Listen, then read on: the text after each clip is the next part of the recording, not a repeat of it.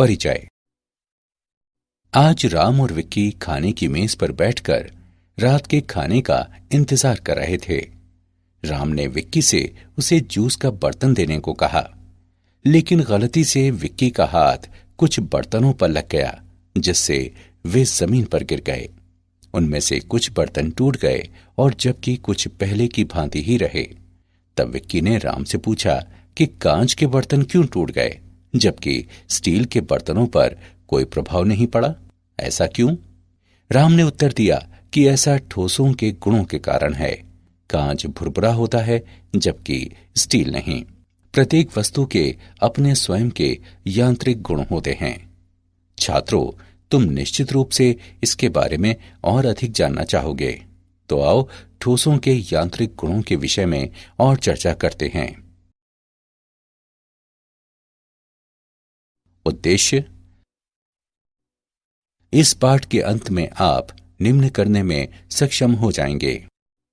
ठोसों की परिभाषा, प्रत्यास्थ पिंड एवं प्लास्टिक पिंड के विषय में जानना, ठोसों के प्रत्यास्थ व्यवहार को समझना, प्रतिबल तथा विकृति को परिभाषित करना, हुक के नियम को परिभाषित करना, प्रतिबल एवं विकृति वक्र का विश्लेषण करना, प्रत्यास्थता गुणांक, पोआसों अनुपात की गणना, द्रव्यों के प्रत्यास्थ व्यवहार के अनुप्रयोग।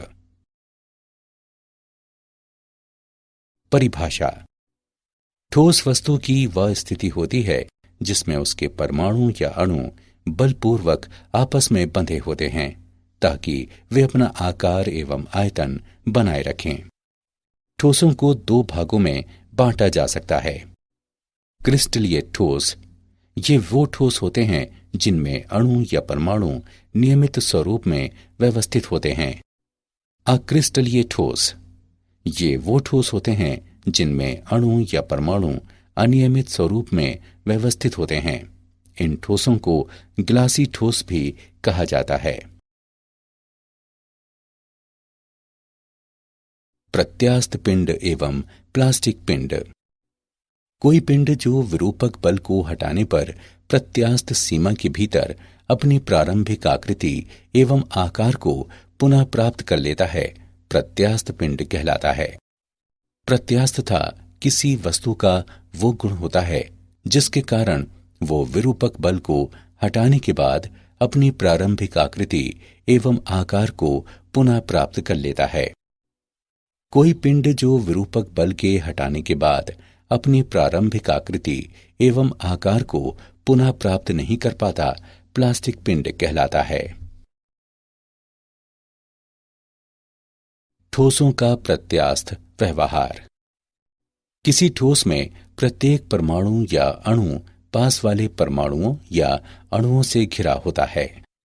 जब किसी ठोस का विरूपण किया जाता है तो अंतर परमाणु दूरी में परिवर्तन के कारण परमाणु अपनी साम्यावस्था से हट जाते हैं। जब विरूपण बल को हटा दिया जाता है तो अंतर परमाणु बल उन्हें उनकी वास्तविक स्थिति की ओर वापस ले आते हैं। इस प्रकार पिंड अपनी प्रारंभिक आकृति एवं आकार को पुनः प्राप्त कर लेता है। प्रतिबल। जब बाह्य बल द्वारा पिंड का विरूपण किया जाता है तो एकांक क्षेत्रफल पर लगने वाले प्रत्यानयन बल को प्रतिबल कहते हैं। प्रतिबल बराबर प्रत्यानयन बल बटे क्षेत्रफल। प्रतिबल का एसआई मात्रक न्यूटन मीटर होता है। प्रतिबल दो प्रकार के होते हैं, अभिलंब प्रतिबल और तनन प्रतिबल। अभिलंब प्रतिबल, इसका आशय पिंड के पृष्ठ के लंबवत कार्य करने वाले प्रति इकाई क्षेत्रफल विरूपक बल से है। अभिलंब प्रतिबल दो प्रकार के होते हैं। तनन प्रतिबल, जब प्रयुक्त बल की दिशा में पिंड की लंबाई में बढ़ोतरी हो जाती है। संपीडक प्रतिबल, जब प्रयुक्त बल की दिशा में पिंड की लंबाई में कमी हो जाती है। स्पर्श रेखीय प्रतिबल, इसका आशय पिंड के पृष्ठ के स्पर्श रेखीय कार्य करने वाले प्रति इकाई क्षेत्रफल विरूपक बल से है। विकृति। विकृति को पिंड के आयाम में परिवर्तन के पिंड के मूल आयाम से अनुपात के रूप में परिभाषित किया जाता है। इसकी इकाई व विमाएं नहीं होते। ये 3 प्रकार की होती है: अनुदैर्ध्य विकृति, आयतन विकृति तथा अपरूपण विकृति। अनुदैर्ध्य विकृति, इसे किसी विरूपक बल के प्रयुक्त किए जाने पर मूल लंबाई से लंबाई में बढ़ोतरी के अनुपात के रूप में परिभाषित किया जाता है। अनुदैर्ध्य विकृति बराबर डेल्टा एल बटे एल। आयतन विकृति, इसे किसी विरूपक बल के प्रयुक्त किए जाने पर मूल आयतन से आयतन में परिवर्तन के अनुपात के रूप में परिभाषित किया जाता है। आयतन विकृति बराबर माइनस डेल्टा वी बटे वी। अपरूपण विकृति, इसे उस कोण के रूप में परिभाषित किया जाता है एक स्पर्शरेखीय विरूपक बल प्रयुक्त करने पर जिसके माध्यम से आरंभ में नियत फलक के अभिलंबवत रेखा मुड़ती है। हुक्का नियम। हुक के नियम के अनुसार प्रत्यास्थता की सीमा में प्रतिबल विकृति के अनुक्रमानुपाती होता है। प्रतिबल बराबर स्थिरांक गुणे विकृति। स्थिरांक बराबर प्रतिबल बटे विकृति, जहां यह स्थिरांक प्रत्यास्थता गुणांक कहलाता है। हुक का नियम एक अनुभविक नियम है जो अधिकांश सामग्रियों के लिए मान्य पाया जाता है। प्रतिबल विकृति वक्र। ऊर्ध्व लटके हुए एक तार पर विचार करें। जब तार को भार युक्त किया जाता है तो एक प्रतिबल विकसित होता है। लोड करने पर तार की लंबाई बढ़ जाती है और इसलिए विकृति उत्पन्न हो जाती है। वक्र से हम नोट करते हैं कि जब विकृति छोटी होती है तो प्रतिबल विकृति के समानुपाती होता है। ये ओपी क्षेत्र में है जहां हुक के नियम का पालन किया जाता है। बिंदु P आनुपातिकता की सीमा कहलाता है। PE क्षेत्र में प्रतिबल विकृति के समानुपाती नहीं होता, बल्कि तार अभी भी अपनी मूल लंबाई प्राप्त कर लेता है जब तार पर से लोड हटा लिया जाता है। अतः बिंदु E प्रत्यास्थता सीमा कहलाता है। O से E तक का क्षेत्र तार की सामग्री के प्रत्यास्थ व्यवहार को प्रदर्शित करता है। क्षेत्र EA में विकृति प्रतिबल की तुलना में काफी अधिक तेजी से बढ़ती है। इस क्षेत्र में तनन बल हटा लिए जाने के बाद भी तार अपनी मूल लंबाई पुनर्प्राप्त नहीं कर पाता। A से आगे प्रतिबल में एक छोटी बढ़ोतरी करने पर भी विकृति में बड़ी मात्रा में बढ़ोतरी होती है।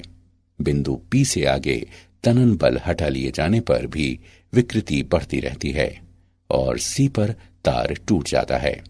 E से C तक का क्षेत्र तार की धातु के प्लास्टिक व्यवहार को दर्शाता है।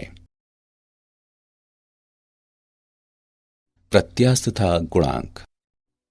प्रतिबल तथा विकृति के अनुपात को प्रत्यास्थता गुणांक कहते हैं। प्रत्यास्थता गुणांक 3 प्रकार के होते हैं: यंग गुणांक, अपरूपक गुणांक और आयतन गुणांक। यंग के गुणांक को अभिलंब प्रतिबल के अनुदैर्ध्य विकृति से अनुपात के रूप में परिभाषित किया जाता है। इसे y द्वारा निरूपित किया जाता है। y बराबर अभिलंब प्रतिबल बटे अनुदैर्ध्य विकृति बराबर F गुणे L बटे A गुणे डेल्टा L, जहां F बराबर वाह्य अभिलंब बल, डेल्टा L बराबर लंबाई में परिवर्तन, L बराबर मूल लंबाई। अपरूपण प्रतिबल का संगत अपरूपण विकृति से अनुपात सामग्री का अपरूपण गुणांक कहलाता है और इसे G से निरूपित किया जाता है। G बराबर F बटे A गुणे थीटा। यह अवलोकित किया गया है कि अपरूपण गुणांक सामान्यतः यंग के गुणांक से कम होता है। आयतन गुणांक को जलीय प्रतिबल के आयतन विकृति से अनुपात के रूप में परिभाषित किया जाता है और इसे K से निरूपित किया जाता है। के बराबर अभिलंब प्रतिबल बटे आयतन विकृति। के बराबर एफ बटे ए बटे नेगेटिव डेल्टा वी बटे वी। आयतन गुणांक के व्युत्क्रम को संपीड्यता कहा जाता है।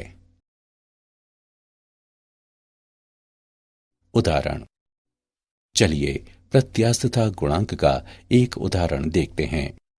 7 सेंटीमीटर के एक रबर के घन की एक भुजा को स्थिर किया गया है, जबकि 200 केजी भार के बराबर एक स्पर्शरेखीय बल विपरीत फलक पर लगाया गया है। उत्पन्न अपरूपण विकृति तथा विकृत हुए फलक द्वारा तय की गई दूरी ज्ञात करें। रबर के लिए दिया गया दृढ़ता गुणांक 2 गुणे 10 की घात 7 डाइन प्रति सेंटीमीटर वर्ग है। आइए इसका हल देखें। दिए गए मान हैं एल बराबर 7 सेंटीमीटर तथा एफ बराबर 200 किलोग्राम फोर्स। एफ के मान डाइन में परिवर्तित करने पर हम पाते हैं कि एफ बराबर 200 गुणे 1000 गुणे 981 डाइन, ईटा 2 गुणे 10 की घात 7 डाइन प्रति सेंटीमीटर वर्ग के रूप में व्यक्त है।